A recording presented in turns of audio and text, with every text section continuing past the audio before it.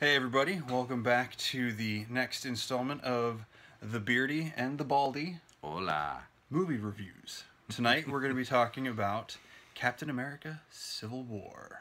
And this will be a spoiler conversation at some point. We will let you know when the spoilers hit, so you don't have to be afraid to watch to a certain point. We both really enjoy, admire, look up to the performance of Chris Evans as Captain America. We were talking earlier and just, I don't want to steal your thunder here, but how you kept talking about being able to see the little guy. Oh, yeah, yeah. The thing about the Captain America movies that I think is very special is you never for once ever lose track that there is a 90-pound weakling under this soldier, this super soldier that was created. Captain America First Avenger, I adored the fact that you start out with, here's Steve Rogers, he's trying to get enlisted, and he's 4F, no one wants to take him, and it's just up to the doctor to bring him on, and, oh, I thought he'd be like a little hamster to you, with Tommy Lee Jones and all that stuff. And throughout that movie, I never lost track that there was this little guy who just wanted to do the right thing, and he hated bullies. He wanted to stand up to these bullies. In Winter Soldier, you have the part where he's on the base, and you reminded, like, you get that nice moment where past him gets to see future him in that sense. And that moment with him and Nick Fury, when Nick Fury's showing him the helicarriers, and he's like, this doesn't feel like freedom. This is fear. Like it's still that guy standing between everyone else and who he perceives to be in the wrong as the bully and stuff. So.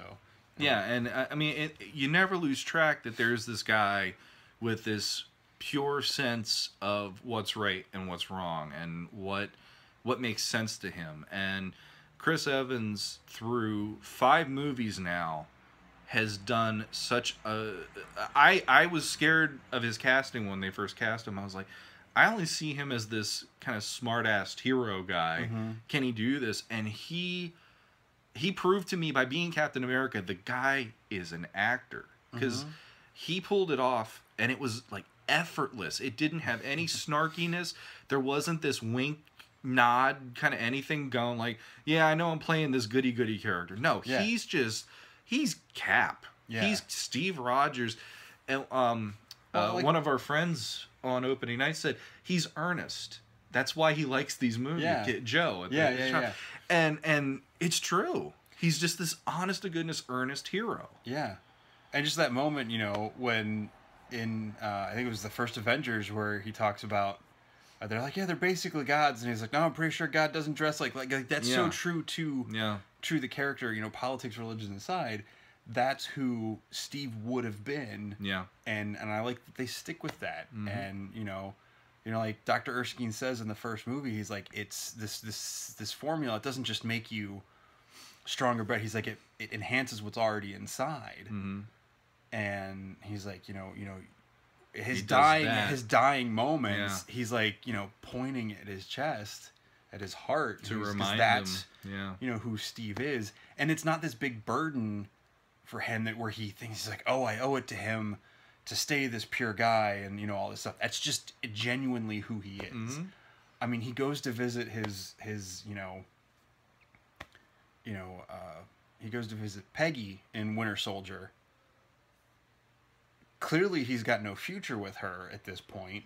She's gone on and had her life, but he's still that good guy that he's gonna, just even on that level, he just goes and visits her and spends time with her and just all those things. So definitely really appreciate how Evans and the creative team behind the movies have portrayed Captain America. We've loved everything that, neither of us were really big Captain America fans of the comics going into these movies, but like with so many of these other characters, just the writers and the directors and the actors have just captured such the right essence of who these characters are supposed to be that you go with their decisions. It's not like, I don't think he would do that, even if it's compared to not comparing it to the comics. Like, their characters are just so genuinely thought out. So going into this movie and everything with the heavy weights of the elements and the themes of this movie as Civil War, you go with all of it, and not just Cap, but with Tony and everyone else. They give everyone, I think, fair amount of time. Yeah. And I will say this: I know some people have been complaining that, or not complaining, but saying they felt that Steve and Tony felt a little flat or not quite as they didn't, maybe not shined as much as they have in the other movies.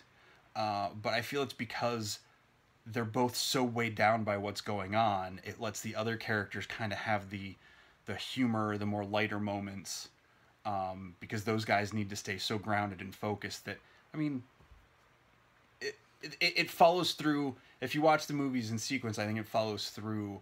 Mm-hmm. Where, it feels off, but if you're watching your friends go through these really deep struggles, they're not going to be acting the way they normally act. You know? I personally didn't notice that, and I think part of it was, it just, to me, it felt natural. I never felt like they weren't being themselves, and I don't really, I can't even say that, oh, well, this didn't seem, this way or that way, because to me, it's like, if you look at where you ended up with Cap from Winter Soldier and Age of Ultron, it's like, mm-hmm. I never for one second felt like there was a beat missed with him. No, I agree. And with Tony, we've seen him where he's like the beginning of Iron Man 1, where he's in the cave making the suit, mm-hmm. probably is the closest to where he is just in how focused he is in this movie. Yeah. Where he doesn't really make a lot of jokes. And I think probably the one of the first jokes you really get is when he goes to Queens. Like, he's finally like Tony, the way that you remember him from the lighter moments of those movies. And I think who he wants to be. Yeah. But the situations of this movie are forcing both of them to, like I said, carry a heavier burden. So it's not that they're out of step with who they are as characters. It's just they're dealing with a lot more stuff that I think we've seen as a whole in this movie, especially no spoilers at this point, with what Tony's dealing with. Mm-hmm. Which, again, I think they set stuff really well. But yeah, I'll say from beginning to end, this movie just grabbed my attention, took me on the ride. I mean, the emotional journey for the characters felt true and honest. Mm-hmm. They let things play out to their right and proper culmination. I think it was funny. It was way funnier than I was expecting it to be. Not funny in a way that the humor takes away from the weight of what's going on, but it felt, I mean, it's like the humor in Saving Private Ryan or Braveheart, where you get these serious moments, these battle movies, there's still moments of levity and lightness, mm-hmm. and then on the, turn on a dime, stuff will go from, oh, haha, to, oh crap, that just happened. Well, I mean, like, the best, the overall reaction that I had, I'd honestly say is, this is Marvel's coming of age, and it's this is the Russo brothers, the directors of the movie. This is their audition for Infinity War, mm-hmm. with the Avengers 3 Part 1 and Part 2 coming up. And if I was anybody at Disney or at Marvel watching this movie, I'd be like, we picked the right guys for this, because the Russo brothers somehow deftly managed to make all of these characters have moments, mm-hmm. and all of them had a moment to shine. All of them were their own characters, and there didn't feel like a single character wasn't the way that you knew him to be or her to be in a previous movie. And it's very intense, though. It's one of the it's the kind of movie where I'm watching it, and I was like, man, I'm invested. Like, it's not like I'm not invested. I'm invested so much that I'm feeling emotional through every scene in this movie and the build up to the ending. And I loved it for the fact that it felt like it wasn't going to pull its punches. It was really going to go where it needed to go to tell the story. It wasn't it wasn't going to make it turn into something light or not pay off in a way. And to be honest, my reaction, if I have to say a negative about the movie, is it's very similar to Dark Knight in the other way of Dark Knight is not a movie I can put on in the background on Blu-ray or whatever and just play it and, oh, here's the fun moment or whatever. Dark Knight's one of those movies where you pretty much, it's serious and it's, you know, if it's on, you're watching. You pay attention to that movie. And Civil War is very much, this is Marvel's movie in that way, where even if you don't want to do that kind of paying attention to it, there's so much in this movie. Even from an action perspective, you might think to yourself, "Oh, I want to watch the airport sequence, which is one of the biggest sequences of the entire Marvel universe to this point." And leading up to that moment, you could think to yourself, "But then there's this chase scene, or then there's this fight scene, or then," and suddenly you're like, "Well, now I gotta watch the whole thing." Yeah. So I think the worst part of the movie is the fact that the movie makes you need to do that. And you're invested for 2.5 hours every time you watch it. And again, if that being my only complaint, it's not really a complaint. It's just an observation that you're going to need to do that every time you invest, basically. Yeah, I'm with you. Like, there wasn't anything about this movie I did not enjoy. It's definitely, like you said, not a movie that you can just pop on and have lightly in the background. If I put this movie in, it's because I'm going to sit down and actually give it my full attention. There may be certain moments I might be looking forward to more, but you know, everything just builds so well, and I think there's a lot of subtleties in this movie, especially with the villain, which we'll get to, that I think I don't want to sit here and sound snobbish and say that people missed or whatever, but it's like there's just little things that I really loved about the way they did the villain in this, because you know, you watch the trailers and you're like, who's the villain? Yeah. You know, what's going to be the thing? Yeah. You know, and you know, again, he's not the, how did you say it? Mustache twirling, you know. Yeah, he's not that kind of villain, but he's very smart, he's very calculating. And I think part of the off, not the off thing about it, but it's just he's so visually unimpressive. Yeah. Yeah. And I think that was a very intentional choice, not to belittle the actor, but like I think that was kind of every man disappear in the crowd kind of thing. I'm talking about the villain now, I'm sorry. And just without giving away spoilers at this point, you know, the plan he sets in place and the way things go, it's just, I liked it. It worked. He felt very much like, I don't want to say a Bond villain, but one of those kind of like espionage, you know, pulling the strings kind of thing. And they pulled it off. And they gave you just enough at the right moments to realize where he was going with things without giving away twists or anything. Yeah. And then when you do see the twists or whatever later on that pay off what was set up earlier, it's like, oh, okay, you can connect the dots. You know, and I thought they just really planned him out really well. Yeah, I mean, just go into him for a moment before we get into all the character stuff. I loved the fact that they had a villain who wasn't like a costumed villain, because every Marvel movie, it's pretty much you know, here's Red Skull, or here's Winter Soldier in the second Cap movie, or here's Loki, or whatever. Iron Man science, you know, one Whiplash and whatnot. Or Ironmonger. I mean, he wasn't the Mandarin, at least, basically. But, and I don't mind the Mandarin. I still love that. Yeah. I love that. And the thing is, with a movie like this, just from the previews, look at how many colorful characters you have on the screen taking attention. You know, and the fact that they had someone who is nondescript being the villain, for me, it was like, well, they could only go that route for this, because otherwise then you have yet someone else clamoring for screen time who, depending on if you're going with the actual like Baron Zemo from the comics, you have a dude who's wearing like a scarf over his face, or that that weird he's ski like mask thing purple over his face. Cobra Commander. I mean, Yeah, it's not a character. I never thought of it that way. It's not a character. If you would have seen the comic book iteration of him on screen, which they've just brought him back in the standoff story and everything, like he's intimidating in the comics because everybody's colorful, but like in the movie, you'd have been like, why does he have a bag over his face? Yeah. And it would have been totally off. And I'm hoping maybe at some point we'll get a reason to see that in a movie somewhere. I hope so too. But, I hope so too. But it makes sense. His journey was a personal one.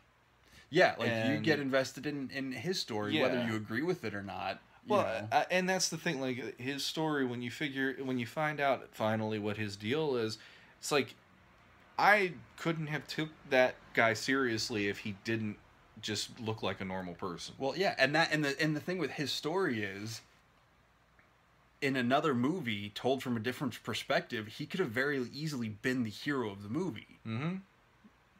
Yeah. Again, without giving anything away, like if you would have followed what his plot was, maybe the execution of his plan, not so much, but if you would have switched that to James Bond or Jason Bourne or whatever the plan was, you could have easily been cheering for this guy. Yeah. Despite the things that he does. Just based on what you know about him, I actually, it was easy for me to go, I could completely see why you would need to do something this drastic. Yeah. Because something that drastic happened to you, and that was the only way you could let people know how you felt in that way. But yeah, overall reactions. Again, it's a heavy movie. It's a very, Marvel is just, they're winning. I mean, I don't even know a better way to describe. They're winning. This movie is the culmination of like 10 years practically of building. And the best part is this isn't even like the end of their story. This is just the end of this chapter. This is going forward. It's going to be so much more interesting even than it is now to see, well, how does this going to play out? And another thing, going back to just my love of these movies, because basically the Cap movies in Marvel for me are my favorite of all the solo Avenger movies. And I love how each movie incrementally builds into the Marvel Universe in a way where it's got repercussions. Mm-hmm. And this one has the biggest one of them all, and it's going to be very interesting to see how all of that happens after this movie, and what does that mean for the rest of these movies that are coming out. And knowing that the Russo brothers are doing Avengers Infinity War Part 1, I like that because it feels like it's going to be the next chapter in what they've set here, just kind of how they built off. This built off of Winter Soldier. There's a lot of movies to come out between now and Infinity War. But, the seeds and things that they've sown in this movie and in previous movies, I think, are going to pay off real. And knowing that they're the ones responsible for that first part, it just makes me feel really confident. It's like, okay, like you said, they've got the right team. Let's see where this goes. All right, so Captain America: Civil War. We start out with a flashback. Yeah, I'm not going to get into the spoilers at this point. It starts with a flashback, and we pick up.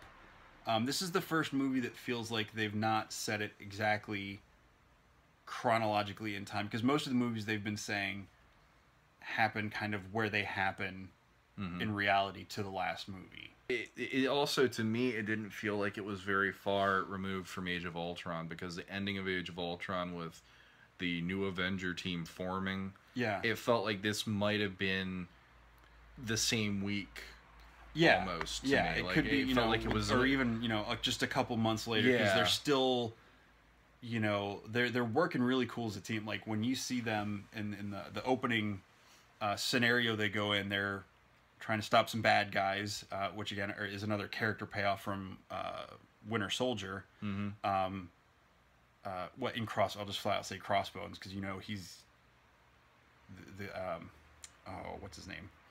He's the guy in Winter Soldier. Blanking on it. Frank Grillo was the actor. The actor playing. But I don't remember. Rumlow.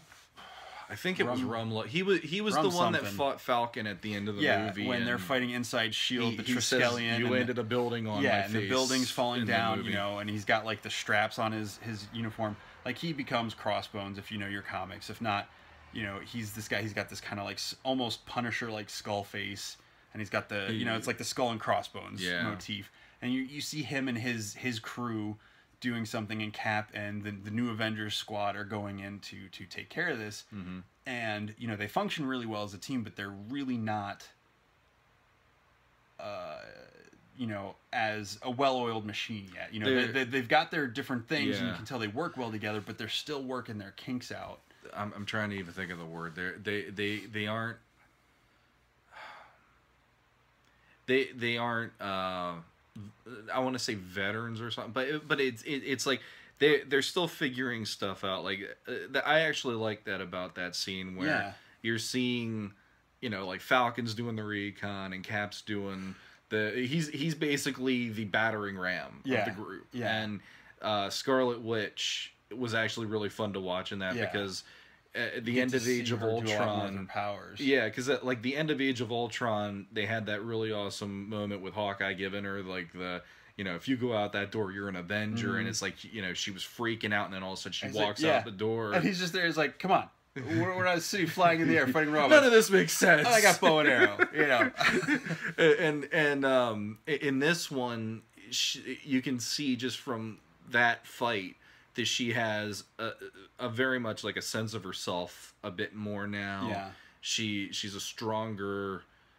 I don't want to say she wasn't a strong character, but she's stronger in her abilities. She was just figuring those out in Age of Ultron, I think. So it was interesting to see that, and like her, Black Widow, Falcon, Cap, just their interaction and whatnot. And it was also cool to see, you know, like the follow-up to that moment from Avengers 2, where it's like, okay, here's the new team actually in action. Right. Which is why it didn't... like, I almost feel like this could be like a month later at most. It's not really a long time. Yeah, because the Age of Ultron ends with Cap and Black Widow walking in with the new team, like, all right, let's get the training and everything. So it's really cool. And I don't know if this is a spoiler or not. I think it's really cool. It's early enough in the movie, I don't feel like it's that big of a spoiler. So I'm going to say it.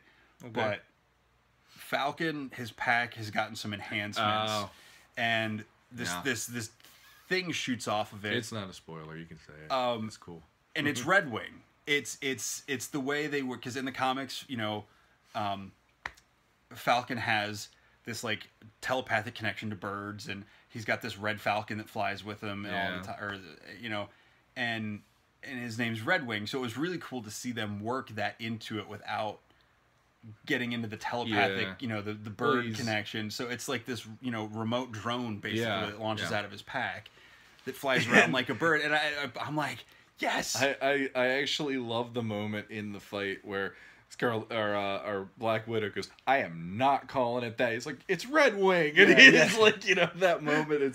It was cute, and it's great because you see them building, you know, a rapport and everything as a team. You know, they're the JV team basically at this point.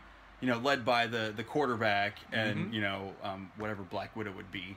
I'm not a sports guy. I don't know why I made a sports analogy, but like they're the second string team coming up, but they're definitely holding their own. But they make mistakes, and that kind of sets into motion a lot of the stuff that happens in this movie, or you know, amplifies things that have already started. I mean, you've seen the trailers. You saw the tag in Ant-Man. They're talking about the Accords, the Sokovia Accords. Yeah. In the trailer, you see Ross talking about all the different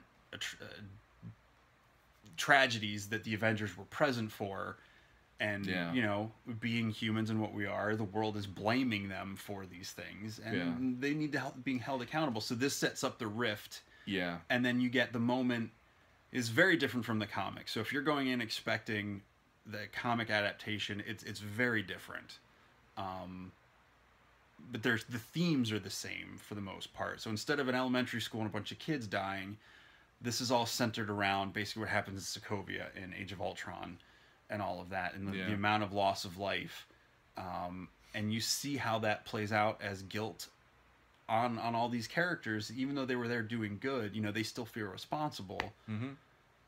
And the biggest one of all, of course, is Tony, how he's confronted with a mother whose son was in Sokovia when all this happened, and that kind of, in typical Tony way, he kind of divas the whole moment and makes it about himself.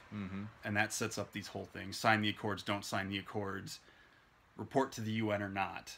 And that's where this rift starts with Cap and Tony and the different team. Yeah, and I was curious how they were going to play it out in the movie before seeing it, like, you know, Cap's stance on it. And the way they did it in the preview, he said one thing, but then in the movie, the way that he said it sold me on how his position was with...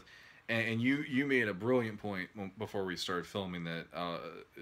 if you don't mind me referencing it or whatever, no, go ahead. Or if you want to say it, that's cool too. But I forgot what I said. Basically, Cap is a character who he's seen how politics works from a soldier perspective already. He in the first Avenger, he gets the super soldier serum. Oh yeah. And the government doesn't know what to do with him. And so they're like, well, let's put him on the USO circuit because that's going to we're going to sell war bonds and this is going to be great. Because one guy's not enough. Yeah, I wanted an army and all I had was you, Tommy Lee Jones in that one. And he saw how the bureaucracy would work when it comes to, they don't know how to handle this with, here's the superhero character one guy, with one guy. And in the movie, basically Cap's position is governments are run by politicians and the politicians have agendas, and who's to say that those agendas are going to line up with what we need to do in order to make people safe or wherever, because Avengers aren't necessarily Avengers for just America. They're Earth's mightiest heroes. So it's all about protecting humanity, no matter where they are on the globe. And which of course is going to be a threat to American politicians, and they're gonna mindsets. And it's like special interest groups and just in general, you know, Democrat, Republican, whatever you want to say, they're gonna have their own idea of this is how the Avengers should be used. And you add into that the UN, because it's a UN accord that they're talking about. They're not just talking it's a United States deal. So how many other nations are going to have their fingers in the idea of, well, this is how they should be used and this is how they... And you know, Cap makes a brilliant point of, you know, who's to say that we're going to be able to respond to the stuff we need to respond to when these politicians have their own interests at heart. Yeah, or get sent on missions that we don't agree with because that's what they decide. Yes, yeah. You know, they basically are admitting, and that's one thing I liked is, I think, is it Ross? Yeah, says something to Tony about, he's like, you know, do you even know where Banner and Thor are? He's like, if I would have misplaced a couple of WMDs, you know, I'd be held accountable. And I'm like, I get the analogy there, but like, these are people. Like, they're in the movie, you know, obviously it's a movie, but the characters, like, it's not just a bomb that you hit a button and it goes off. Yeah. Like, but maybe Hulk, but... You know, just in that movie military way, that was a perfect way of showing this is how they would view these people. They wouldn't view them as people; they would be viewed as weapons. Yeah, and I think that's one of the things that Cap disagrees with. I mean, it's not flat out said. You know, we're not weapons. We're not just to be picked up and pointed at what they want to fire us at. Which I think is an interesting converse to the first Avengers movie. When Cap's talking about, you know, going into fight, you know, we're at war, and Tony's like, we're not soldiers. You know, I think it's just kind of an interesting journey, even from that movie and stuff. It's great for me to see these characters growing, and Tony is the kind of character that, you know, he's someone that he needs something in order to shake him out of whatever it is he's doing with life. In the first Iron Man movie, it was, oh, terrorists have taken your weaponry and your name now is on these weapons that are hurting innocent people now. Right. Well, you know, he gets thrown into a cave, and the shock of that said, crap, now I need to find a way to do this. I'm going to stop making weapons, but I'm going to become a weapon. And then in Age of Ultron, it was, well, we as Avengers fought this... You know, these aliens coming from the sky, we need to find a better way or else we're always going to be working, trying to constantly go after all these big problems. So I'm going to create Ultron. crap, Ultron is not a good idea. And, you know, he's someone that he's shaken out of his I don't want to say it's short-sightedness, but he's someone who's shaken out of his ego, self-centeredness or whatever. And they did it in this movie with that mother showing that photo of him and, of the son, and being like, you know, he was a good person that was trying to do good things for people, and you killed him. And you know, it's like, in that case, he's the only Avenger that you could have said that to. Yeah. Because he did create Ultron. You know, I mean, Banner helped him too, but it was all his idea. But I don't know if the public knew that at that point. No, but I'm just saying, from a story perspective, he that died, was a perfect... Because Tony is that vain diva character. Yeah. And that's fine. Like, it works as that character for him. And I said this before, you know, I think Tony is the type of character who's always driven to be better. You know, it's not so much, it's like, okay, well, I did good with that. Well, I'm going to do even better next time. Yeah. I'm going to be this, you know, with Cap, it's like, we didn't quite get it right. Let's do better. Like Tony wants to be better. Cap wants to do better. Yeah. I don't know if that's mincing words, but like, it feels like, you know, for Cap, it's not about him getting the credit. Like, I don't think Cap cares about getting credit at all. It's like, did we save more people than we did last time? Yeah. Were more people able to go home? Well, I even think with Cap, he's very much like, it matters to him. Even like in Avengers 2, it felt like, I feel like there's a scene where it was flat out like, if the last person here doesn't get off this rock, we're not getting off either. Oh yeah. And that was like so Cap, like that and that line, you know, if you get killed, walk it off and all, you know, it's like that for me is Cap, where it's like, you know, he would say something like that because he freaking means it. He's not gonna let one person be the casualty if he can help it, right? You know, which brings us to the next point. So we've set up the Accords and why these guys are starting to have rifts of opinion, but then again, like you said, because Cap won't let one person take the punishment or whatever, you bring in Bucky. Yeah. Which, you know, the last we saw Bucky really was at the end of Captain America Winter Soldier. He's looking at Steve Rogers, you know, his display in the Smithsonian and all this stuff. And, you know, and then, you know, we see him at the end of in the Ant-Man tag, where he's like locked into that machine, his arms pinned down, and Cap and Falcon are with him and everything, which comes into the movie later. But Cap believes Bucky. He knows, you know, there's more going on with Bucky than what the media is portraying, you know, and, you know, Bucky gets implicated in these kind of heinous crimes, which of course then brings in Black Panther, T'Challa, and how with Wakanda they were involved with something in that initial attack, that they fought Crossbones. So all these different things are layering over. Sorry, mine was going somewhere. I'm not going to make that reference. But, you know, it's like, oh, okay, there were some Wakandans in this place, and something happened to them, which brings all this snowball, like everything, like layers and layers and layers on top of each other. And then Cap's like, yeah, Bucky's on the outside here. He's like, but I don't think Bucky's wrong. There's something more going on here. And, you know, he goes rogue. He goes outlaw, basically.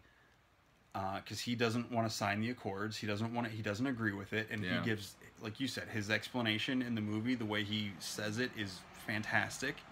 And, you know, this snowballs this whole chain of events that leads to the two teams coming together and recruiting more characters. So you get Iron Man, like you said, goes to Queens. Yeah. And he gets, you know, someone everybody I think has been really waiting for to see in the Marvel movies with other characters. He goes, yes. I can't help it. I love it. And it's funny, they both get the insect characters. Yeah, they get the geek out insect characters. Tony goes to get Spider-Man, Cap, and, well, via Falcon gets Ant-Man, because if you've seen, you know, Ant-Man, he has that whole confrontation with Falcon, which was fantastic. So getting to see Scott Lang back, Paul Rudd just nails it. He's not in a lot, but his scenes when he meets Captain America is just just freaking out. I'm shaking your hand for a really long time. He's like touching him, like he does like the whole Peggy thing that when he first comes out of the chamber, and you know, it's just kind of like I like when he turns around. I know you too, and Scarlet Witch. I know you too. You're great. Yeah. So it's cool seeing, you know, a character in the movie who feels like one of us, you know, a fan of these characters getting to it's like, I'd be like that. I'd be stumbling over my words too. It would be awesome. And it really would. You get Tony goes to Queens, and we meet Peter and Aunt May, which I'm going to say Marissa Tomei as Aunt May. Did I say that right? Marissa Tomei as Aunt May? Mm-hmm. That rhymes too much. It was I knew she was... I knew she was going to be cast. I didn't know she was in this movie. So it was a little weird, you know, everyone's used to Aunt May being a lot older, grandma. And we talked about this. You know, we'll spare you our whole spiel on that. But, you know, she's slowly getting a little bit younger, you know, from the Tobey Maguire movies to the Andrew Garfield, and now with this. But it makes sense. That's part of the problem. We're getting older. I was in my early 20s when those movies came out, and I'm 37 now. Yeah, but I'm sorry, you can't compare Marissa Tomei's Aunt May to Rosemary Harris. Yeah, if I remember her name right, she looks like the comic book. She looks like she stepped right out of the comic book, which was great, movies. And she was sweet, and you know you love her. But like Marissa, it was jarring. It wasn't bad. It was a little awkward, just because it's like I never would have imagined a world where Tony Stark could hit on Aunt May, could flirt with Aunt May. And make Peter jarring, feel uncomfortable, and not in a weird way. It's jarring in a way, but then, you know, at the same time, I'd roll with the punches on that, because to be honest, Marissa Tomei showing up in anything, I'm usually like, that's awesome. I'm okay with that. I'm not saying it's bad. It was just. It is jarring when you have that. She was the introduction. She was the introduction to Peter in this. Yeah. Because you kind of see him coming into the apartment, and the first thing you see is her and Tony sitting there talking. But the way the story behind that was really good. That's kind of cool for anybody who doesn't know Spider-Man's going to show up in this movie, who maybe hasn't seen the previews or whatever. It's kind of cool for that reason. Not really. If you saw the third trailer... Oh, man. I had to play that so many times for my daughter, because she couldn't get over the fact Spider-Man steals Cap's shield. She thought that was awesome. But no, if you don't know that about this movie, it's actually it's great, because it distracts you from, you're like, okay, Marissa Tomei's here. Well, what's that about? Yeah. And then all of a sudden you look over and there's this kid, and if you don't know he's actually going to be Spider-Man, you're like, well, what's he going to play? And then it's like, oh, it's Spider-Man. You know, that's... And this scene comes at a great moment. Fun. Like, you get to see Tony being Tony. I think the Tony that he wants everyone to see, and the Tony he wants to be. He's there talking to this kid, and he's geeking out with Peter. Well, I like that he's doing the winks and stuff, trying to, you know. Yeah, it's great. That scholarship or whatever. So it takes that moment from Iron Man 3, which I know a lot of people complained about, or at least I've heard people complain about, like him with the kid in the garage and, you know, all that stuff. And it's like, it kind of takes that connection to the next level. Yeah. Because now this kid actually knows a little bit more what Tony's talking about. And, you know, Tony gives him a great compliment when he talks about the web shoot, because basically Tony figures out Peter's Spider-Man. This is why he's there, you know, recruiting him for his team. And it's just the whole thing, you know, seeing Tony Stark, billionaire philanthropist playboy, in poor that was fun. Parker's little tiny apartment, and, you know, I won't give anything away. There's some fun moments in there, but it's just, you know, when he compliments him on the web shooters and stuff, it's pretty cool, because, you know, it's not easy to impress Tony Stark, especially, you know, when you see this kid do it. Sure, and I mean, they make a really good effort to show that Peter Parker in these movies, the poor kid doesn't have much, and, you know, like what little he has, he's trying to make work. Yeah, and he's a dork, but like in the best possible way. Yeah, you know, it's, you know. And it's great when he shows up with all the other characters. You know, in the trailer, you're like, hey, guys. But, like, in the movie, it's a little bit different. And he's just so awestruck. But he's not afraid to throw a punch at these guys either. Yeah. Well, but what I love is in that fight, he does make a point at one... I forget what point it was, but he makes a point to say, I have to impress Mr. Stark. Yeah. And he's not in it to win. He's in it to win the battle in order to make Tony see him as, oh, you're that guy. Yeah. But in the case of what he's going through, it's like, I honestly think he wouldn't want to fight any of these people, and he'd just be like a kid in a candy store hanging out with them, basically, which I thought was great. Yeah, and it's, you know, it's cool because you see he's impressed by Tony. He knows who he is and all this stuff. And, you know, it's really cool how I'm not going to say Tony manipulates him to fight Captain America, but he uses his hero. But he uses, I mean, he knows, but you know, he knows Cap well enough so that when Cap starts trying to talk to Spider-Man, Spider-Man's like, yeah, he said you'd say that. Yeah, he said you'd say that too. You know, so like it's really cool because these characters know each other. Yeah. You know, and I don't think at this point anyone really wants to fight, but they just don't feel like they can pack down, which leads to the most epic superhero fight, I think, or action sequence. Not just fight, but this action sequence between all these. I know I've seen jokes, you know, it's like Civil War, what you expect from the comics, and it's like, you know, dozens of characters. The whole thing is just filled with figures. And then there's the, you know, the joke bottom is like the picture of like, you know, the 12 of them running at each other, and it's like, oh, that's not impressive. But when you actually see it in the movie, yeah, it's not like this massive battle line of, you know, like Braveheart proportions of heroes running at each other, but it's like the stakes are high. You see them charging, and it's like, yeah, I'm ready to see this. Well, and it's fun, it's action, there's consequences and stuff, and the way that scene ends, like this is that switch on a dime thing, like you're going through it, and then it gets real fast. Yeah. But there's a lot of fun to be had in that whole sequence, and a lot of it comes from Spider-Man and Ant-Man. Yeah. Even Falcon and Winter Soldier have some really great moments. Well, the thing that really blew my mind about that even was just the simple fact the whole fight was a distraction. Like the whole thing was set up so that one simple little thing could be accomplished. Oh, yeah. And we got this huge, probably the best filmed superhero fight to date in any movie. I don't care. Like Avengers is either one of the Avengers is the closest we've gotten to something this way, and this to me took the cake. Oh yeah. Definitely takes it to the next I mean, there's level. still that hero shot in Avengers that I'll always adore with the surround and the theme kicking in, but with this one... And the second one where you see them, like, launching into the slow-mo launch, but this one, for me, is, like, they took care in really showing each of these characters and why they're an Avenger in that fight. Right. Like, they really, like, I mean, you look at Hawkeye and you're like, to this day, I look at Hawkeye and I think to myself, I still can't believe he's an Avenger. I mean, that whole pep speech he gave to Scarlet Witch in Avengers 2, it's like, I'm with you. I don't know why you're here. You got a bow and arrow and the city's flying. Yeah.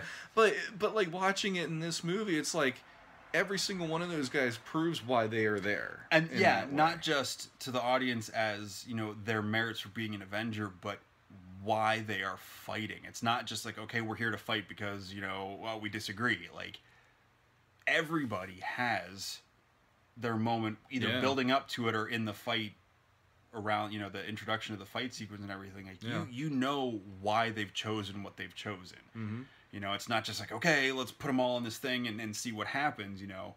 And there's very specific things that happen through the fight. You know, the fight enhances and progresses the story. Like you said, it was a distraction for one thing, but it's still telling story for the characters. It's not just sock, bam, pow. Well, it's also setting the stage for new things, too, because, like, one of my favorite moments of the whole fight was the simple between Spidey and Cap.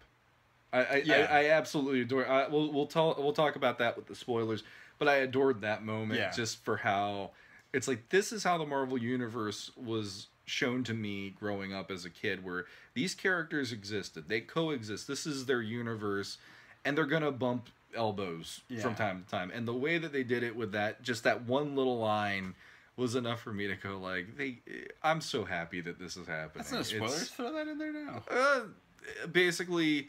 Cap asked Spidey, you know, like I think he says something about, you know, your accent. Where are you from? And he goes Queens. Spidey goes Queens, and then Cap just smiles. He goes, Brooklyn. Yeah. And he walks away, and I'm like, I love that little And the cool moment. thing is, it's not just like this awkward conversation in the middle of a fight. Like, Cap's, you know, they're having a hard time with Spider-Man. Here's this teenage kid. Yeah. And some of these other guys are having a hard time. And you know Spider-Man's not really putting his heart into, like, fighting.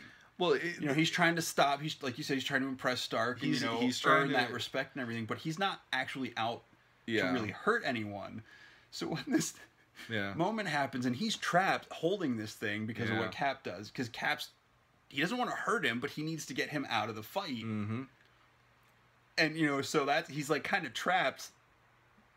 And that's when this exchange happens. And then Cap just runs off, and I'm like, yeah, I love that little moment. And, you know, I mean, there's like this instant almost like respect and acknowledgement. And it's like, okay, I'm from New York too. You know, it's like, I feel you. Yeah, you know, and that's really great. I said before about how there's these moments in the Cap movies where they cycle back to another moment, and I love that moment. It was like they touched on the first Avenger line, you know, the whole I'm just a kid from Brooklyn, you know, and then here he did it again, just like going into another part of the story. You know, I could do this all day. You know, like I mentioned that earlier, but yeah, I mean, that whole huge fight is just one giant distraction, and I loved that was the way it was played out. I love that it wasn't the end of the movie. Yeah, and it would have been an interesting end of the movie, but the story really shouldn't have gone there, because this is always going to be about Cap and Iron Man's ideologies not meshing up and them not agreeing with each other. And the whole thing was this is Cap's story and him believing in Bucky and him saying, no, my friend is not the guy that's doing what people are saying he's doing. Yeah. I'm going to prove it. Now, you know, he's my friend, and, you know, the whole taking it to the end of the line with him and all that, like they said in the last Cap movie. And, you know, the way that the setup for that happens, where you get Iron Man and Cap finally having their, I mean, I said it in the initial reaction video we did that night. This is the summer where I'm like, I am truly done with seeing superheroes fight each other, because I can't take it anymore. These things, they're so, if you are emotionally invested in these characters, and after almost 10 years, I like Tony Stark. I like Tony Stark and his character and the whole, you know, the journey of Tony Stark in these movies. And I love the Steve Rogers character, and I love his journey and doing what he's doing. And I'm invested in both of them. So to see this, you know, final climactic thing happening between them, and it being on such a personal level where it's not even in public that this is happening. It's behind closed doors, and these two are finally like, the gloves are off. We have to do this, and the reasons why that happens. And it's really good because, I mean, you've seen the trailer, so you know that scene's coming up, but like it's to a point in the movie where you're kind of like, oh, okay, how are they going to get to that? Yeah. Because it feels like it's, you know, everything was going one way, and then it feels like, you know, they start to make the curve and come back the other way, and then it's just like another like loop-to-loop, and it just hooks things around. And you know, when some of these things start to fall in place, I think a lot of us that saw it were kind of like, oh, yeah, they're going there with that. I mean, it wasn't that it was predictable, and for some of you out there who, you know, really study things, you probably could have seen teasers or, you know, caught things in Winter Soldier that alluded to this. I never did. I mean, I know it's in there, and, you know, I'm like, oh, okay, you know, I wouldn't have put that together. I mean, there's probably other things you could have used if they would have gone somewhere else. Like, oh yeah, well, there was this reference there. Either way, whether it was intentional or not, I'm pretty sure it was. Same, whatever. It's just how. So when it gets to that scene, like you're saying, with the two of them, finally coming down to the two of them, kind of three of them, because Bucky's right there with them. You know, it's. When I saw the trailer and you see Iron Man say, you know, Cap says, he's my friend, and Iron Man says, you know, so was I. Like, in the movie, in the trailers, I was just kind of like, Tony doesn't feel like I don't think he's, like, earned that as much. Like, there's always been, like, this headbutting between the two of them. But when you see... When things are revealed there, that line has more weight than I thought seeing the trailer. Yeah. It's a lot more earned. There's a lot more weight to it. And when that final... Like, when I knew that kind of the three of them fighting was going to be kind of the climax of the movie, even though I knew some of those sequences were coming, I don't feel like it was a spoiler. Normally, I hate it when I see, like, final third act stuff in the trailer.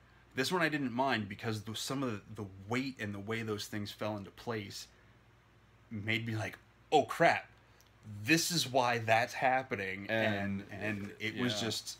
really impressive. And then there's some things I won't flat out say, spoilers or otherwise, that there's some other things that happen that just kind of like take what you see in the trailer to the next level as far as the fight goes. That fight for me, it's like what you see in the trailers, I'd say that's only about 10% of what you're about to witness. It's like the opening salvo of it. Yeah, it's like round 1, and the rounds are gonna get up to 20 by the end of the way. I mean, it was one of the most intense fight scenes, both physically and emotionally, that I've seen in quite a long time, other than in a Rocky movie or something where you're invested. But it's like a Rocky movie where you're in it and like you want the fight to end, but you want to see them how it plays out. It's not like, oh man, they're still fighting, you know, it's not like that kind of heavy. But unlike a Rocky movie, you aren't rooting for one character the whole way through, because once that turn happens, then all bets are off. Yeah. Like, that's what I really was impressed by. Like, through this movie, I could see both sides, no matter what. I could see the idea of why Tony thinks going with the government and you know, being a peacekeeping force the UN would control is the way to go, because that takes accountability away from him and it puts it on other people. But he would be happy to be part of it because that's who he is now, and it's his way of honoring the man that died, that the mother talked to him or whatnot. Whereas with Cap is they both want the same results. I think they both, you know, it's just like modern politics in America. And most people want the same thing, but they disagree with how you get there. And Cap is like, you know, no, you can't pass the burden off to someone else to be accountable for it. It's like, that's on us. Whether they're telling us to go or we're deciding to go, it's still on us. You know? He says the safest hands are our own. Yeah. In that case. And he's like, even if someone else was telling us where to go, if he went along with it, he's still going to feel responsible at the end of the day. He's not going to pass the buck. Well, they told me to go, or I'm just following orders. Steve's never been that I was just following orders kind of soldier. Because like you said, he's out to stand between the bully and the person getting picked on. I mean, he gets into that fight in the first movie because of the arrogant guy in the movie is like complaining about the news. And he wants to watch cartoons. And he wants to watch the cartoon, and there's, you know, girls they're crying, and family in the audience, you know, crying because they know their brothers, husbands, boyfriends, whatever, are off dying in the war. And Steve's like, this isn't right. And this guy's being a jerk. You know, that was, and in that time period, that was one of the few ways they actually got to hear the news. So it's like these people are finally getting to hear stuff about what their loved ones are going through. He's not in. He has no dog in that fight. Yeah. But he steps in and he gets that guy. Yeah. He gets that guy out of the theater. He takes the beating. Yeah. But those people get to carry on, you know, with their lives without that jerk in the theater with them. Yeah. So, you know, that's who Steven. But like you said, you can definitely see both sides of the story. I love that about it. It was a well crafted story in that way for me, and you know, like leading up to that point in the movie. It's like, you know, I get where Tony's coming from, but Tony's being Tony.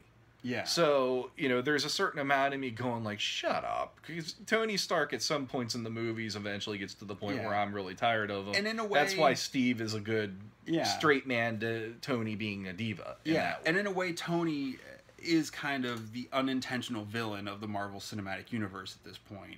But he also was in the comics at this point too. Yeah, but it's just I love that they kept that in that way, and that's the only way they could do it with these. Yeah, with Robert Downey Jr. playing Stark the way he does, and with Chris Evans playing Cap the way he does. It's the only way.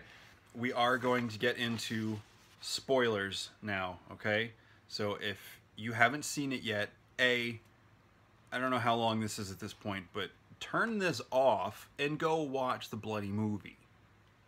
Yes, have some. We'll be here when you get back. Big spoiler, I don't know if it's a big spoiler, but I go with the raft. If you've read the comics, the raft makes its appearance. You kind of see it in the trailer, but they didn't really identify what it was. So seeing this prison that Ross is behind and all this stuff, and when you kind of knew it was coming, so seeing that I thought was pretty impressive and what that meant. And then who you see actually show up in the cells is kind of heavy a little bit, because a good portion of the heroes end up in there, and there's some heated exchanges with one of the characters who we're in spoiler section, so Tony goes to visit Thunderbolt Ross, and he's finally kind of putting some things together about what's actually happening, and this is kind of that first twist where it's like, okay, Tony's putting things together, and this comes back to the whole thing with the villain. He's been doing things, and then the villain does something. Every day when he's been in this hotel, he's been calling for room service, like coffee and bacon or something like that. And breakfast it's this little thing, and he doesn't let the concierge hostess or he never lets her into the room. He just takes it, and you realize he's up to stuff and all this. Mm-hmm. There's a point where he, in his diabolical plan, he calls and orders his room service for breakfast, but he's not there. Mm-hmm. So he's not there to stop her from coming in, which is not an accident. This is intentional. Like, he wants her to go in because she finds some stuff that sets some wheels into the motions that Tony discovers that leads him to do some other things. Like I said, this is that first kind of hook where you think things are going to start going the other way. And then you're like, well, how is it going to get to them fighting each other again? Because it feels like, okay, Tony's going to put it together and realize, maybe Bucky's not the bad guy after all. Maybe there's more going on here. So I'm not giving all the spoilers, because there's some fun things. You're to find nice. out. See, but, I would be going. No, because there. And then he. But the big spoiler. We'll get to that. So this leads Tony through his steps, and he totally Iron Man's his way to Siberia, because part of the story is getting back to the Red Room, where Bucky. I mean, that's where Bucky was brainwashed and programmed and all this stuff. Mm-hmm. And you see flashbacks, and we're gonna jump to the flashback you see at the beginning of the movie. Is you see Winter Soldier take out this car set in the 90s, and he gets something out of it. It's the there's like packs of... It's like a serum. It's like super soldier serum or something. Yeah. And but you never see who he takes out in the car. Yeah, it's you look at it. It's kind of like grainy film footage. It's and you clearly whoever was driving the car is probably dead. But then this whole thing kind of comes around to the end. Well, the way they played it in the movie, I felt like it was going to be an inconsequential thing. Yeah. When you first see it, it's like kind of like, it's about Bucky. Yeah, it's about Bucky, and it's also whatever that thing that he's taking out of the car. And whoever's driving it, I almost thought, it's going to just be this, like, lackey of a bad guy or some sort of agent or something. Or some random scientist number 5 or something, and... Because it's a very... I'm not a car person. It's a very ugly car, but it's probably a very expensive car for the time. Yeah. Maybe it's a Lincoln Town car or something. I don't know. I don't remember what the car... but yeah, it's very pointy. It's just this random moment that the movie starts on, and I guess up until the point you're talking about, I was like, they only showed that, I felt, to show here's another mission he went on, and whatever this thing is is going to play a larger role, and that's what Zemo's whole thing is. I'm trying to maybe get this in order to either make himself become a superpower soldier or something. Because the other thing you learn through the movie, and this is a spoiler, is that Bucky wasn't the only he wasn't the subject, the only soldier. thing. You know, he was kind of the first one, kind of like Steve. You know, they've got other ones that were like way worse than him. And those guys they couldn't control. And they couldn't control. So, you know, this is kind of where Zemo's going, and you think, oh, he's going to go get these guys, and he's going to unleash them, and maybe Captain Tony and Bucky have to take these guys out. Maybe that whole, you know, maybe there was some misdirect and all this stuff, which I was totally fine for. I'm like, okay, you know, where's this going to go? I was actually surprised by that, to be honest, because I sort of like the idea, like Bucky maybe being one of his own, just like Steve. And then now all of a sudden, no, they have other ones. And I'm like, well, that's odd to me in some ways. Just from a story point, it was odd to me because it makes sense if you think about it.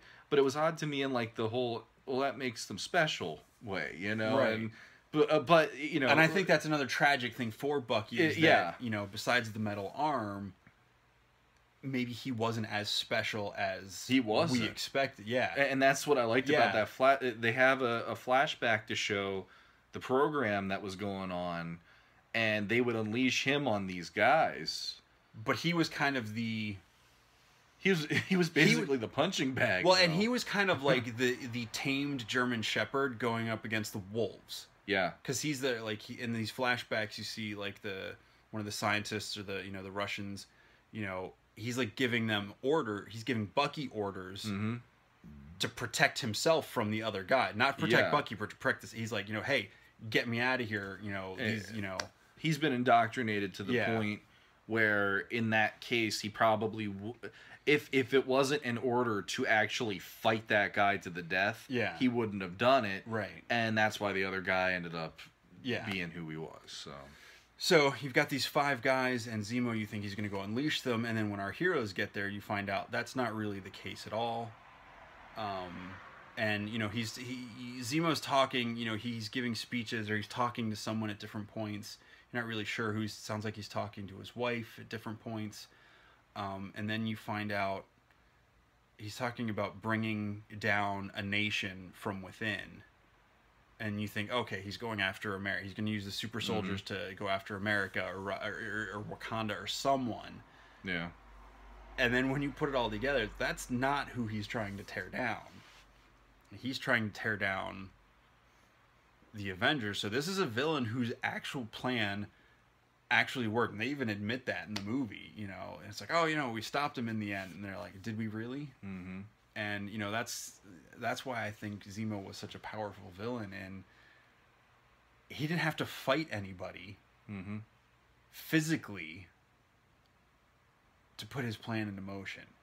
He studied his opponents very well, and he moved the chess pieces around in just the right way. And, you know, he pulled the strings masterfully. And like I said before, you see him do stuff, and then they slowly reveal little bits more to where you can put it all together of what he's done. And I'll let you go off on his final reveal. He gets Bucky, Cap, and Iron Man. This is where you see that whole thing where Iron Man comes in and, you know, he's like, man, you look a little rough. He's like, oh, it's been a long day. You know, it's all this. And, you know, you kind of have this uneasy truce between the 3 of them. Along with the, come on, Manchurian Candidate and all that. I love that little snarky line he gives to Winter Soldier. Yeah, and then, you know, Zemo lures them in, and he's protected behind this, like, blast door, and he's like, yeah, you're not getting me. Yeah. He's like, this thing was built to withstand, you know, like, a nuclear bombs from your country. He's like, yeah, you're not getting me. Well, but I'm going to get you, and then he hits play on this video. Yeah, and the video is showing the first scene of the movie with the car wreck and whatnot, and Winter Soldier assassinating somebody, whoever was behind the wheel, and in the minute that they start showing the footage, Tony's like, I know this. I know this road. I know this road. What's this got to do with anything? And he sees the car crash. He sees the motorcycle that Bucky's on, and then he sees his father getting pulled out of the driver's seat, who is still alive after the car crash. Injured but alive. Injured but alive. And Bucky just pounds his face with the robotic arm. And turns it into rubber. And kills him on the spot. Puts him back in the driver's seat to make it look like it was all part of the car wreck. Goes around the other side of the car. His mother's still alive, and she's kind of like waking up, figuring out what's going on. And he just puts his I think it's his real hand. Regular hand reaches in, wraps it around her neck, and just crushes her throat. And the camera kind of cuts away, and cuts during this away whole and just thing, looks up to him, and he just, there's no humanity in his face. And you see, and you watch Tony come unhinged. That moment's because amazing, you know from the first movie, he lost his father at a young age. Like, they talk about that. They don't really talk about his mother too much. They do mention, which I love that about the Marvel movies. They at least mentioned in Iron Man 1 his father died in a car wreck. Yeah. And I love that was something that they never really got too much into. It's just, here's this. Yeah. He died in a car wreck. That was it. Yeah. And it built, look at where it went to. Which plays back to that scene I was talking about earlier with the CG of the young Tony. And he talks about it in that moment. That was the last time he saw his parents. Yeah. Because at that point, they get in a car and they go off. And this whole device was, he even says, he's like, yeah, this was like $67 billion to fund my, psychological catharsis of being able to relive my final moments with my parents before they died. He's like, no one's going to fund this. It's these glasses or whatever. And, that was, because he was kind of a smart ass and all this stuff to his parents. And he regretted, I guess, not. And you see this because other things have happened. Clearly he's lost Pepper somehow. Or is in the middle of losing her. It's because he's so driven right now. He said the whole thing with the doesn't want to end. Yeah, the whole thing with the suits in 3 wasn't enough. Like, he's never been able to fully step away from being Iron Man and all this stuff, and clear with Ultron and all that. So he's losing Pepper, or has lost her. So he's really reflective. So it really sets up why he's not the typical Tony through this whole movie. And when you get to this moment at the end, and you see him realize that Winter Soldier Bucky was the one who murdered his parents, and Steve's there, he's like, it wasn't him, he couldn't control himself. Tony's like, I don't care.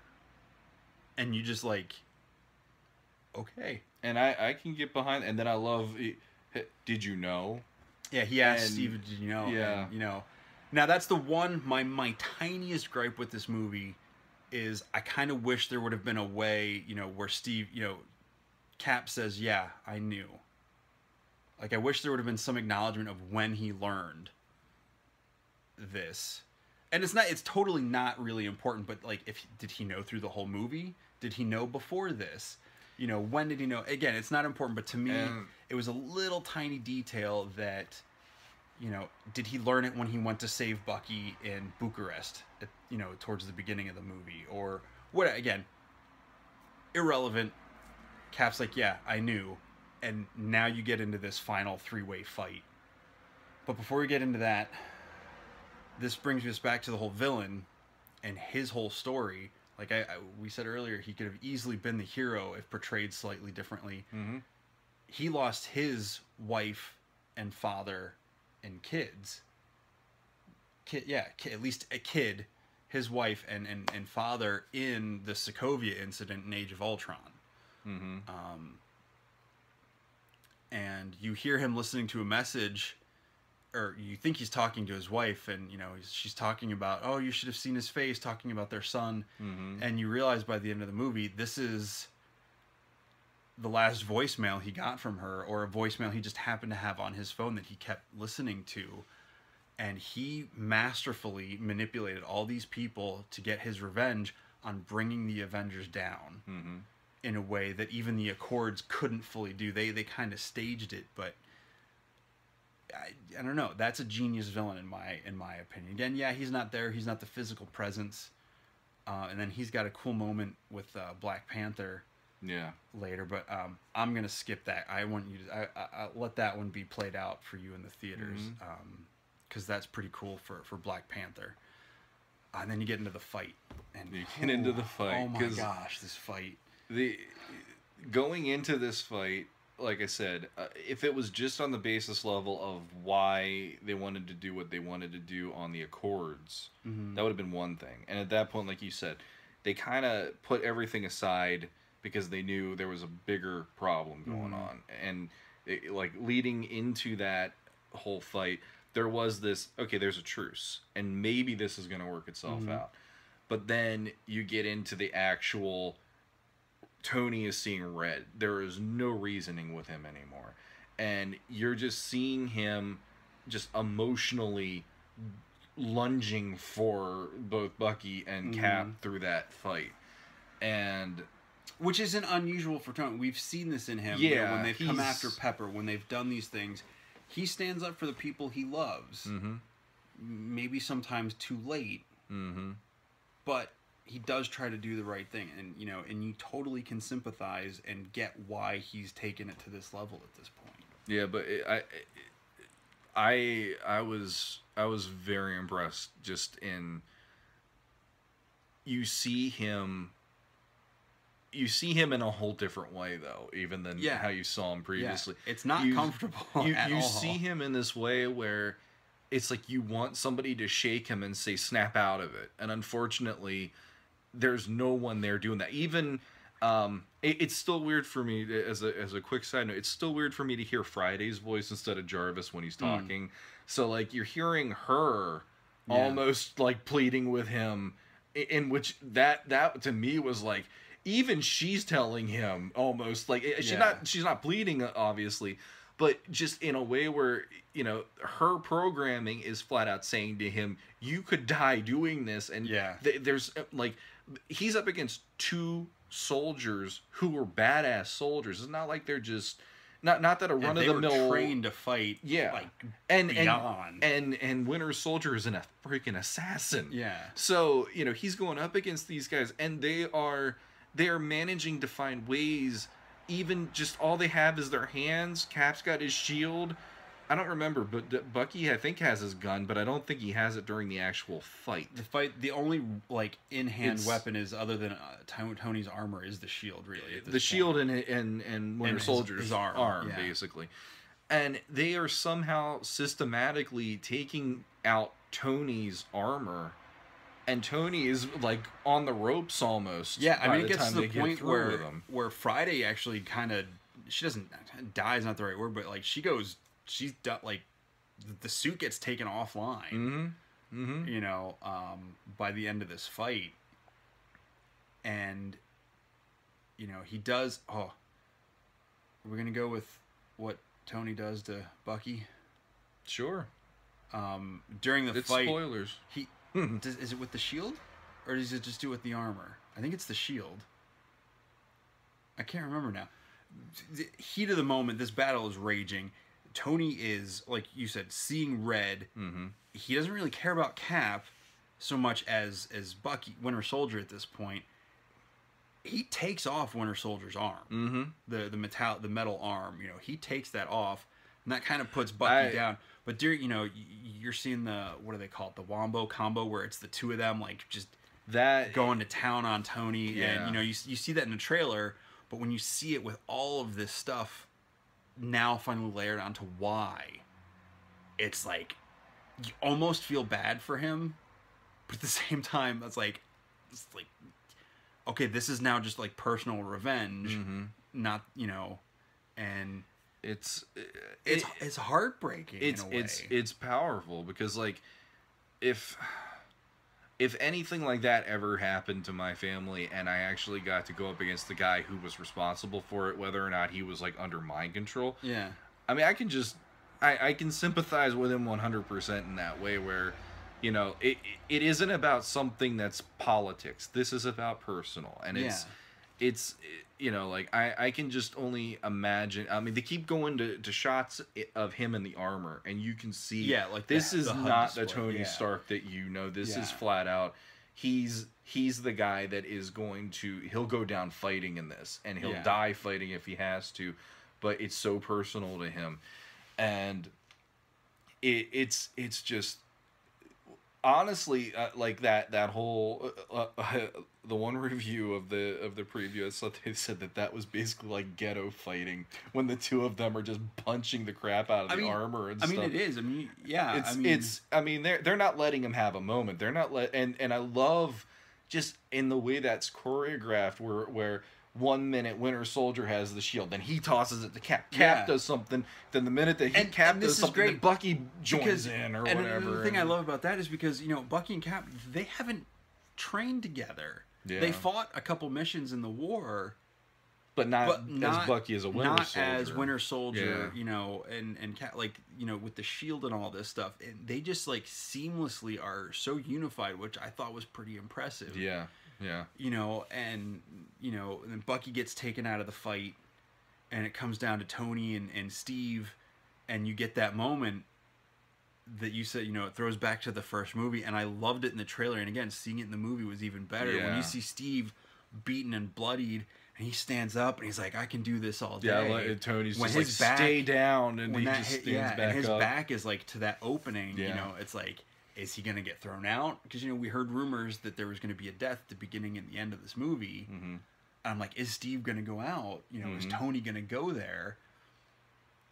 And you totally believe Tony could go there. But then you just watched Steve and Bucky go at him. Yeah, they're strong and they're super soldiers, but he's in this armor, and they take that armor apart. Yeah, they bust basically up his and Bucky's ripping the arc reactor. They decommit. Slowly they wear it down.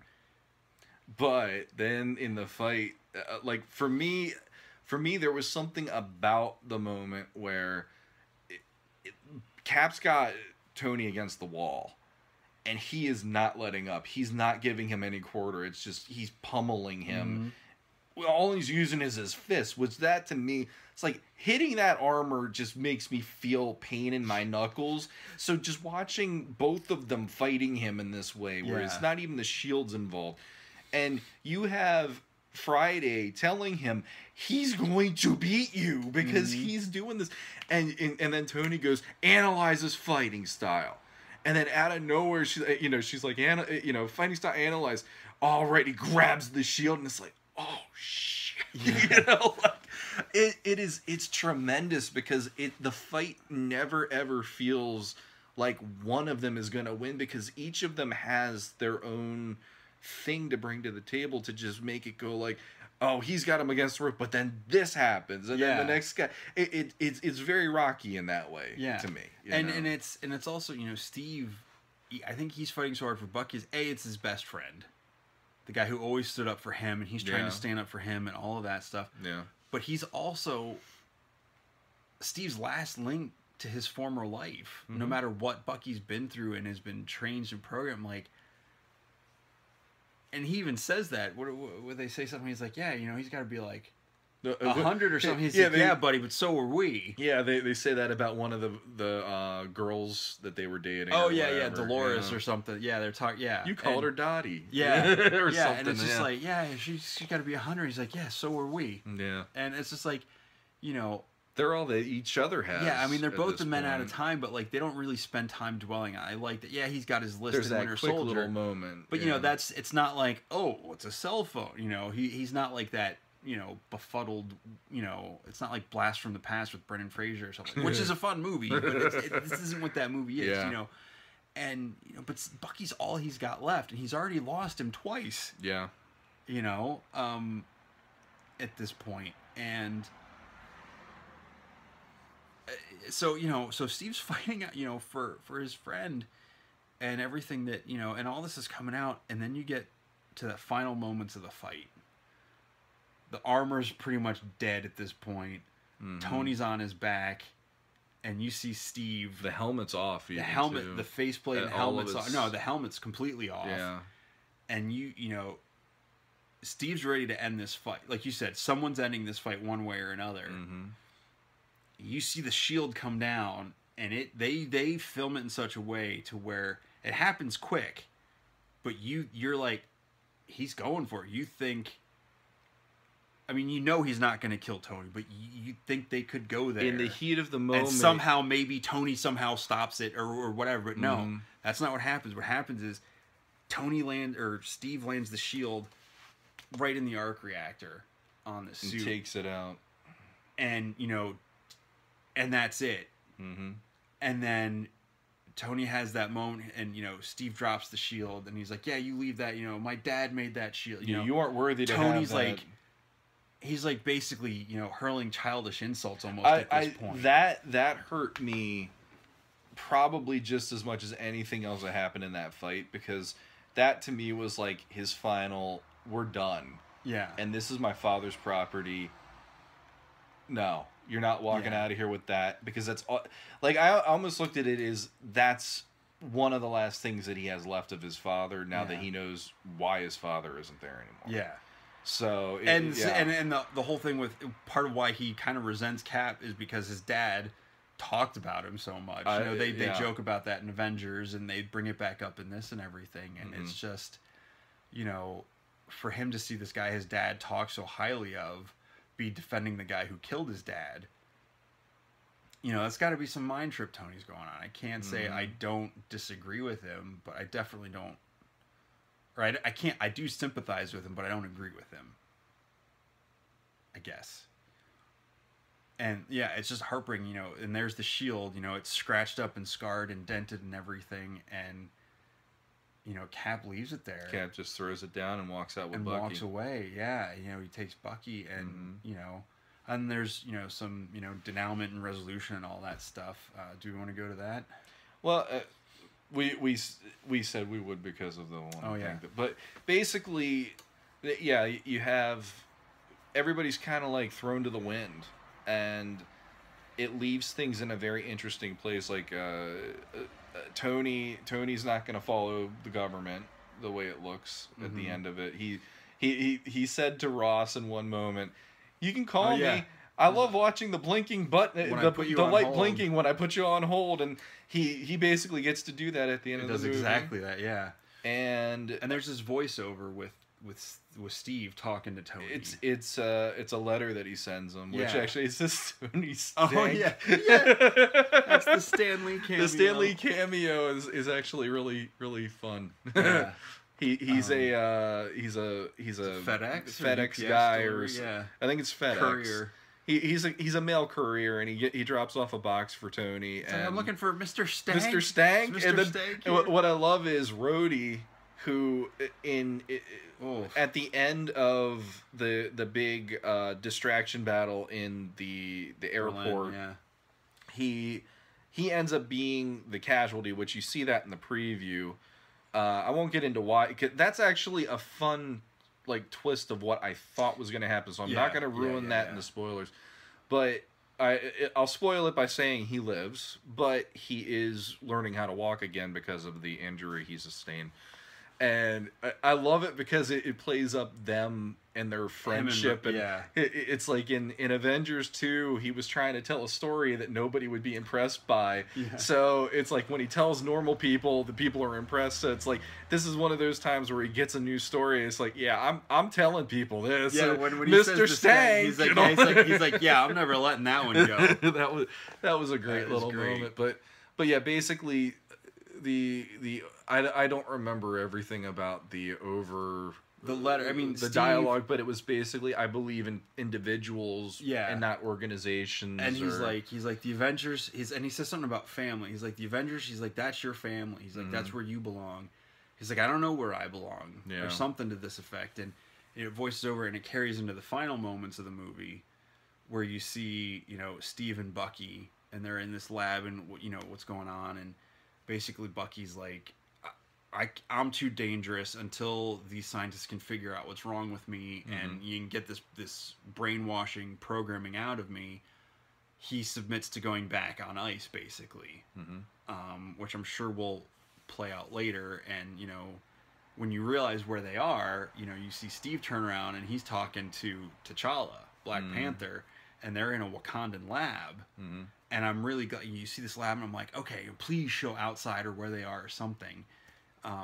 You know, and then they pan out the windows, and Wakanda's totally different than I was expecting. I was expecting more, you know, kind of Kenya, South Africa, you know, savannah style, but it's like full on like Congo, heart of the rainforest, mountainous jungle, and you see this like awesome landscape, and kind of the last shot of the movie is this giant panther like sculpture like in the rock, and I was like, oh yes, I was like, well, you know, and it's just. And again, this is carrying over through Steve's whole voiceover about, you know, finding where they belong, and, you know, it's cool just to show like Wakanda isn't just like this tribal nation. They're advanced technologically. Like, their lab looks like something out of like Stark Industries, or you know, it's like high tech stuff. And that's the thing that's actually cool is now that they introduced him, there's an alternative to Tony. And I think honestly, probably Black Panther and Cap would see eye to eye a hell of a lot easier than Tony and Cap ever did. And this movie, with how it ends, there's like this grudgingly they accept where it ends. Yeah. And I don't think either one of them is finished with this at all, but I also think both of them are ready to not deal with it anymore for a while. Or each other. And basically, like I said, everything, it's all thrown to the wind. You have half the Avengers, or the people who sided with Cap for the airplane, or the airport sequence, they're at the raft. And that's one of the final moments is you have like Hawkeye and Ant-Man, Falcon, Ant-Man, they're all in the raft, and the next thing that you see is just solitary. Like all the guards are knocked out and out of commission, and then Hawkeye looks and there's just this lone figure of Steve Rogers, not Captain America, walking up to a cell. And that's kind of the nod that these guys are going to follow him into hell no matter what, because he came back for them. Yeah, it's kind of like awesome. And it kind of echoes that moment in First Avenger where he rescues, you know, the Howling Commandos and stuff. Yeah, so and he's just got this grin. It's not this cocky grin, but it's like, all right, guys, let's go. Yeah, kind of thing. Yeah, and I really like that as the ending. And something that I was talking about earlier, it's a theory I'm just kicking around in my head to just see if they go there or not.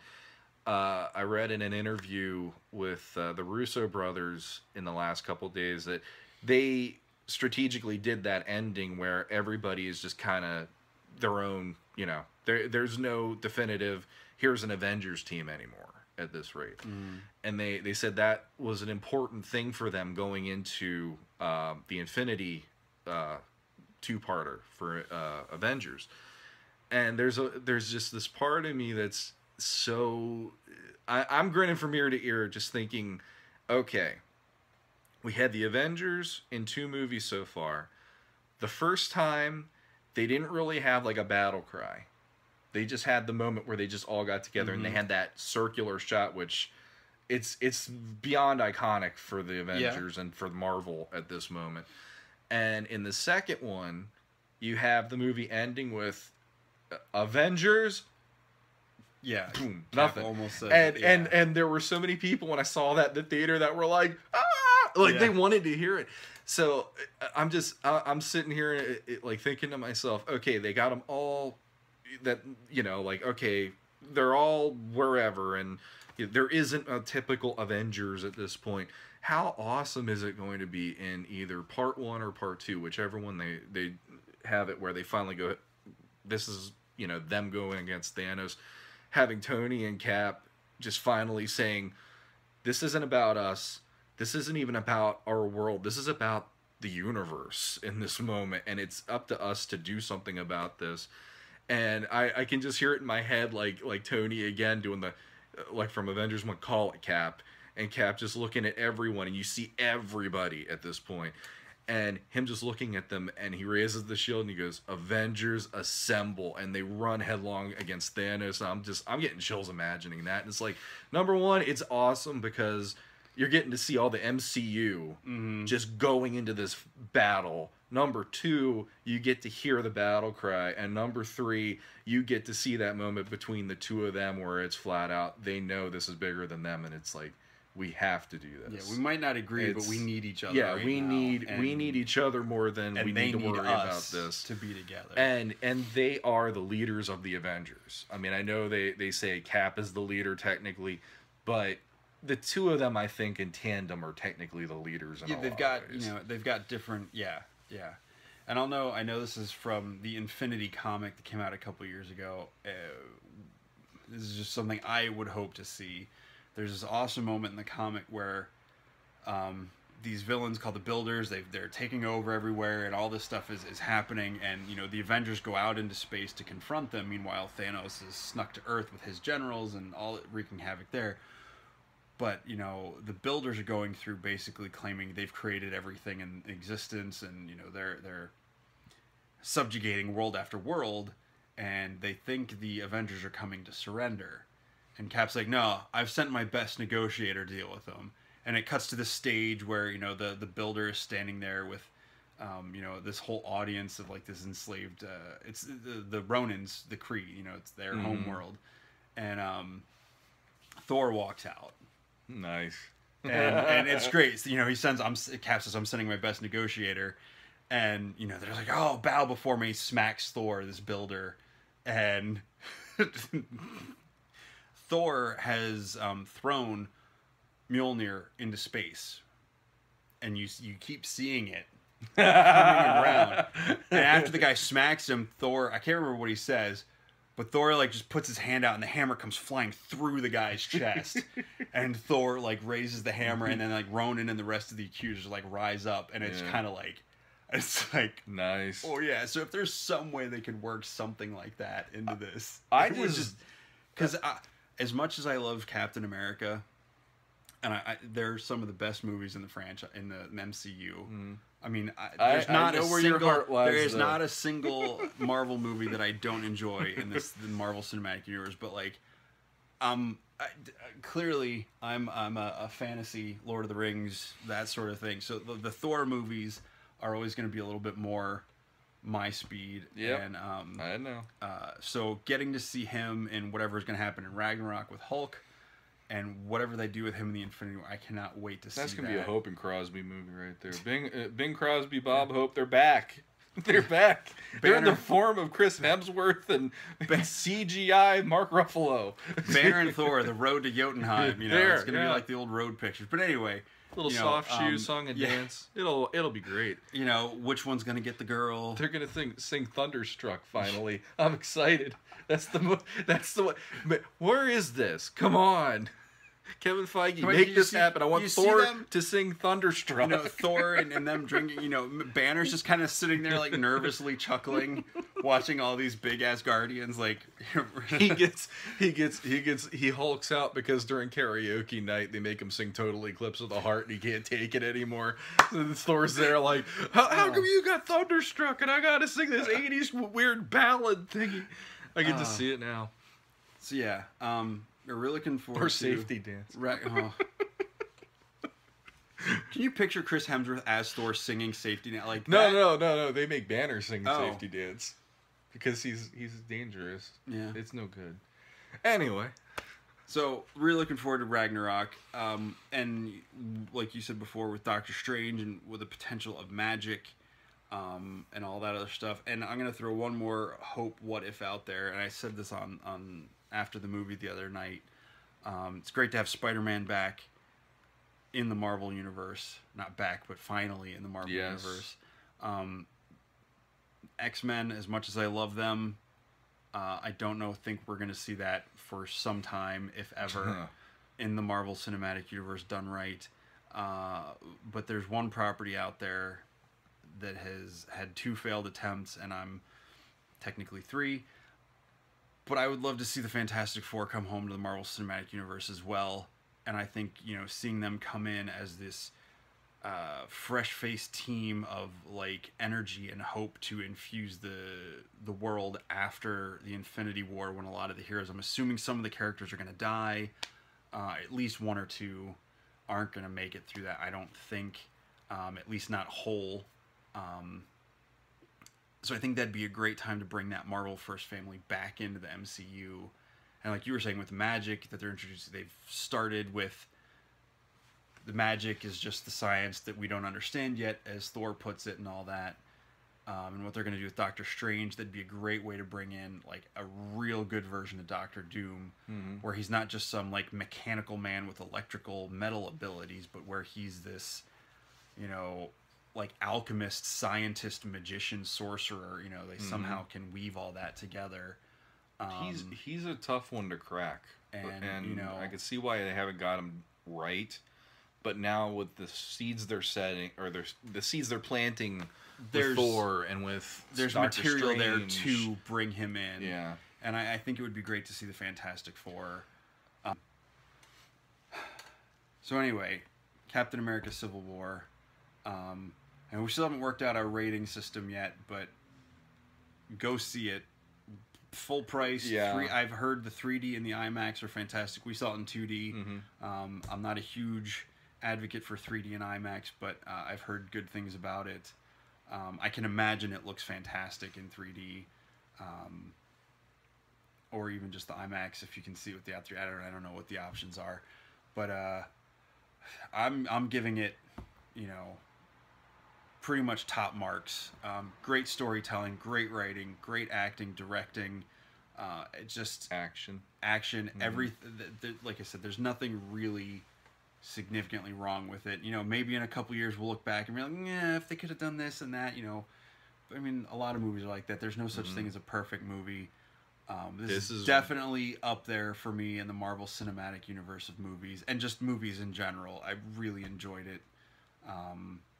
And as a comic book movie, especially a superhero movie, yeah. I mean, if you really want to go there, I'd actually have to say it's got to be one of the top 3 best ever comic movies to date to this point. I'd even go so far to say top 2, and I wouldn't even know what to pair it with in that, but I'm giving it that little space just in case there's something else I'm not thinking of, but it's so head and shoulders above so many other superhero movies. We've talked about how it built off all the other ones. And I know Marvel said that recently, or I read somewhere, they're not going to be catering towards first-time viewers as much, which I think is fine, because it's very easy to get caught up on these things, whether you watch them all or just, you know, watch the recap videos or whatever they do. But this movie still functions as a whole, with or without the other movies.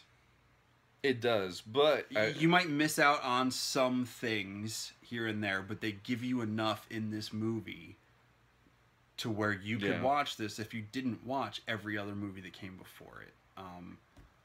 And you can go that route, and you'd still get a lot out of it. But I would honestly say, if you want to treat yourself, do Cap First Avenger, do Winter Soldier, watch Avengers 2, and then go see this movie, though. Just not even so much because you got to do your homework, but just go back and see the growth leading into this movie, and it will hit you even harder when that final battle between Iron Man and Cap really hits. Yeah. And it'll also remind you of why Cap is so adamant to save his friend. And you'll also see Tony, the reasons he'd go the way he goes in this movie. You'd see the reasons Cap goes the way he goes in the movie. And I if you really want to go there, it's not a bad thing to do. But like Jesse said, you can go in there cold. And we actually, there were some people leaving the theater that said that they didn't see the other ones leading up to that, and they could figure out everything, and they went for it, and they really loved it too. So either way, but the things that you would miss out on are maybe just like subtle nuances between some of the character interactions or inside jokes, like the whole thing about Tony talking about how his dad always talked about Captain America. I mean, you get enough of what that is in this movie that if you didn't know it was mentioned before, you're not really missing anything other than not so much an inside joke, but, you know, because it's, you know, so yeah, I give it top marks. Go see it, you know, go see it twice. Honestly, I definitely want to see it again myself before too long. I'm going again tomorrow, or probably today at this point. But yeah, I'm looking forward to seeing it one more time before it's out of theaters, or before, you know, I can't see it in the theaters, and just see if there's stuff I picked up on. But there's so much to take in. Yeah. There's just so much to take in. This is one of those movies that I think every time you watch it, at least, especially during the action scenes with all the different characters, you're going to see something different for a long time coming. And the thing is, for as long as we talk spoilers, we didn't even touch half the stuff that people are going to be seeing in this movie. That it's just going to be a treat to watch. Yeah. And that, like, there's an after credits scene that I don't think we should spoil. I think we should just leave that one alone, because we already talked about the mid credits scene. And that will just leave to, you know, anyone who doesn't want to be spoiled completely. We're not complete or total jerks. So until next time. It's the Beardy. He's the Beardy. I'm the Baldy. That's what I said. It's the Beardy. It's 2:30. Baldy. Don't forget that. I'm confused. I really hope you splice this into like 2 separate videos. It'll be Infinity War Part 1 and Part 2. Infinity War, the Infinity talking on and on. But yeah, until next time, we'll catch you later. It's the final countdown. The final